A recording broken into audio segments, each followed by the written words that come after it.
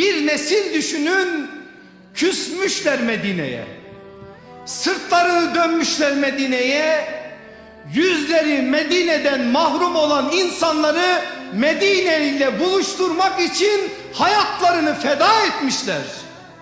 Ve onlardan birisine sorduğunuz zaman nerede ölmek istersin? Hiçbiri ne köyümde demiş, ne doğduğum yerde demiş, ne peygamberin ayaklarının altında demiş, ne Kabe'nin olduğu Mekke'de demiş.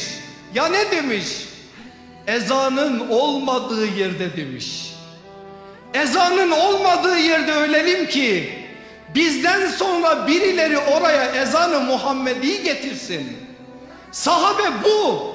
Sen bunu anlatacaksın, bunu söyleyeceksin. Sonra 8 saat uykuyu kendi hayatından çıkaramayacaksın. Sen bunu söyleyeceksin. Sonra mücahitliği sadece klavyeye mahkum edeceksin. Kendinin mücahitliğini sosyal medyada ona buna laf çakmak olarak anlayacaksın. Ve sadece cihadı ona buna bir şekliyle laf söylemek olarak anlayacaksın. Sonra da sahabeyi sevdiğini söyleyeceksin.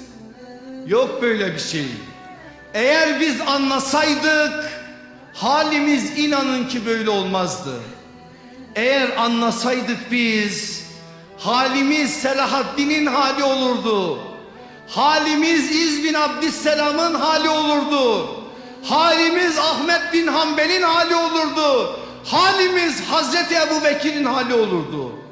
O zaman hayatlarımızda istenilen oranda heyecan olurdu, aşk olurdu, sevda olurdu.